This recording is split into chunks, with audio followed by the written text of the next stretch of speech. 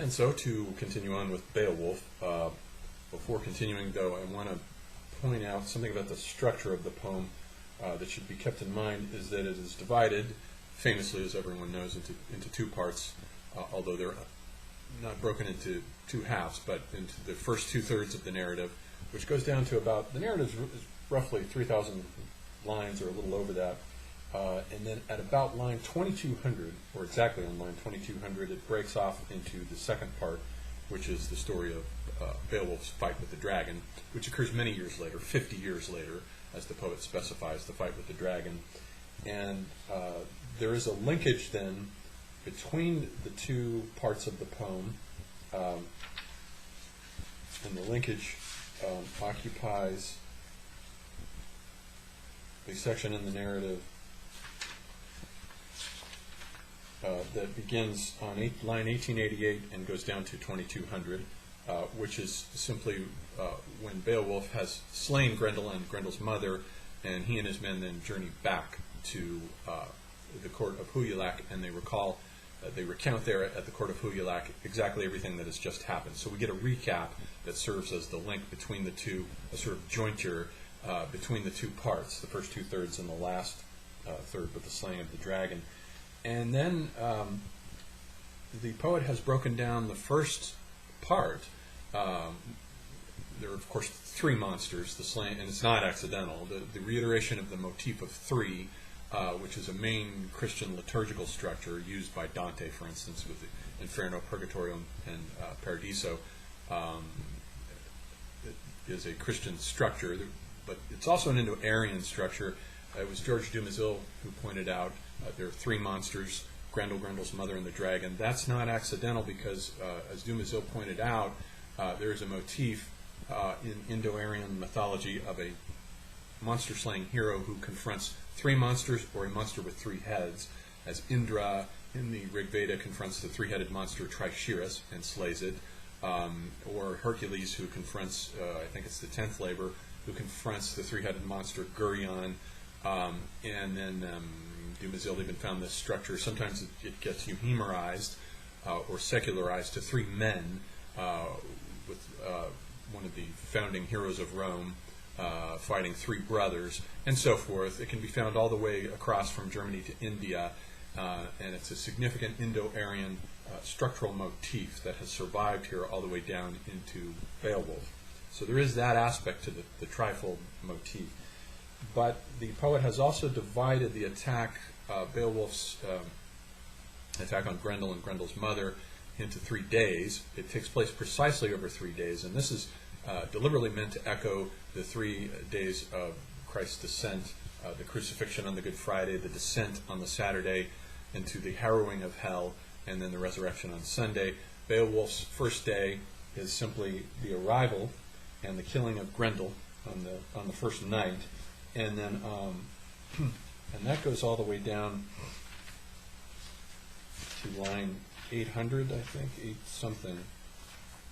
837 begins the second day, and that ends with the second day is the equivalent to Christ's harrowing of hell, where Beowulf descends down into a symbolic hell when he goes down into the lake to fight Grendel's mother, and then on the third day he comes up out of that lake, which is a symbolic resurrection that is deliberately meant to echo Christ's ascent on the Sunday, on the third day there. And that's at line 1599 where the third day begins. And so he plugs Beowulf into...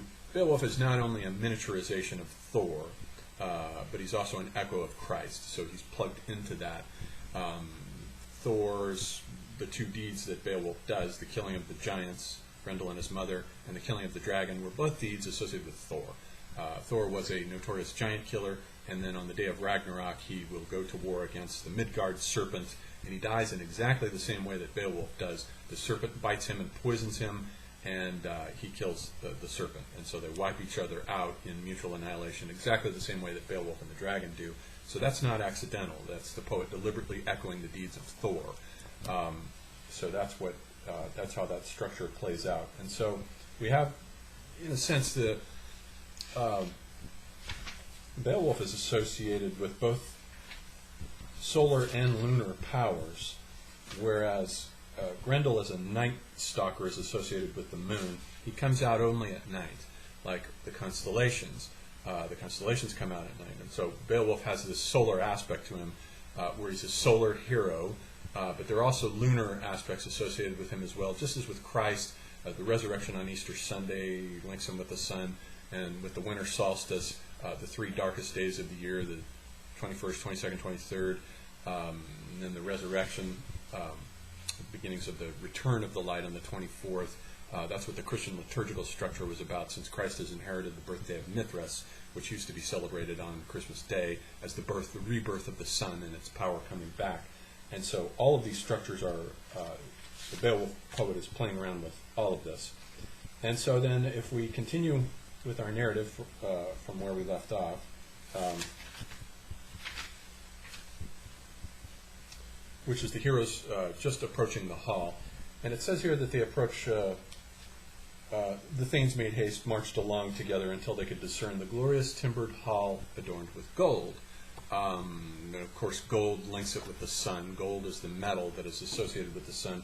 But there's also an echo that can be found in the poetic Edda of this exact image on in the poem that is entitled The Grimness Mall. And this is section 8 of the Grimness Mall. Gladhome is height the 5th, where golden shimmering Valhall is widely spread out. Here Odin chooses every day weapon-slain warriors. And so there's a direct echo there of the poetic Eddas, in which Valhalla is adorned with gold. Its roof is adorned with gold. And so the hall here, Heorot, is also a place that is adorned with gold in very much the same manner as Valhalla is. So it has solar associations. Grendel has lunar associations. He comes in, grabs 30 men, and he comes out only at night like the moon does.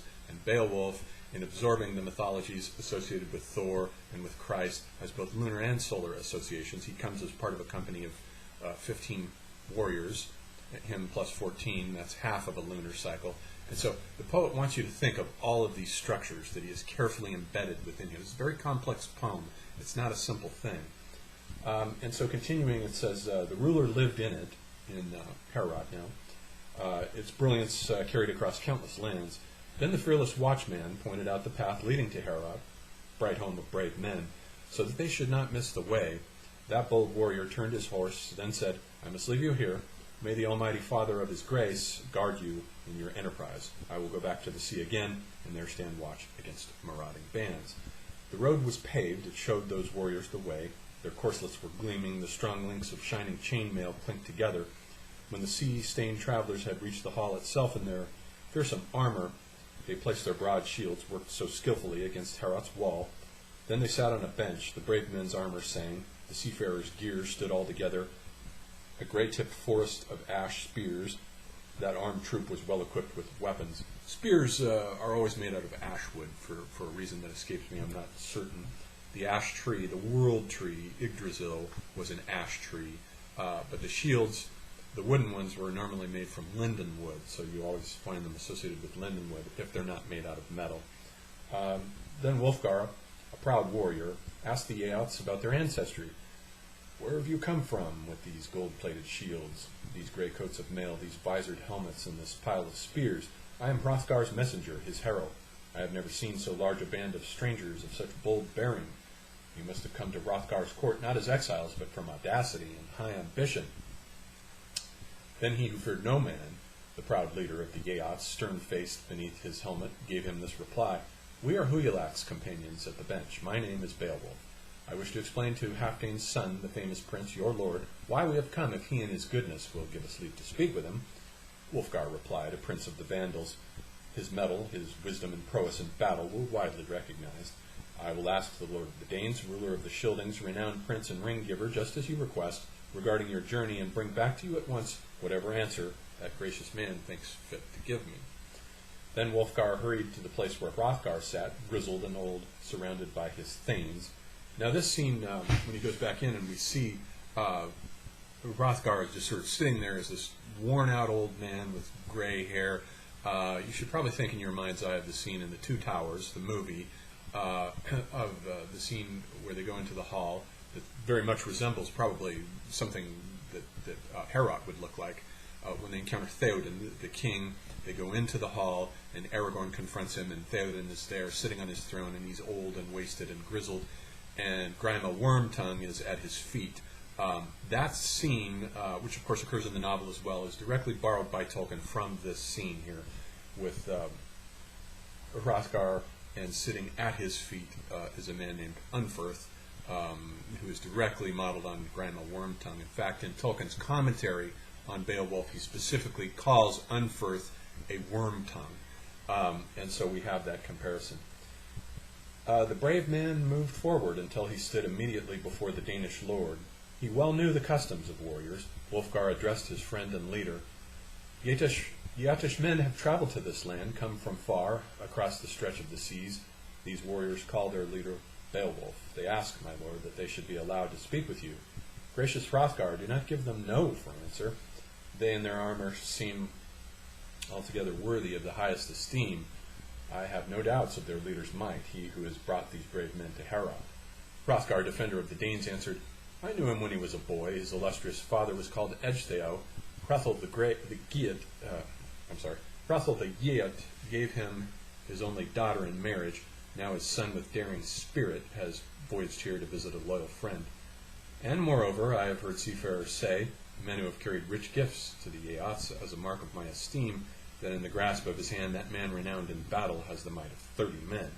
I am convinced that holy God, of his great mercy, has directed him to us West Danes, and that he means to come to grips with Grendel.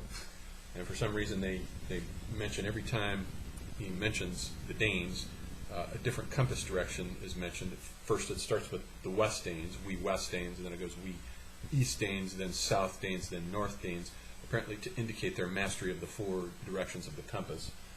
I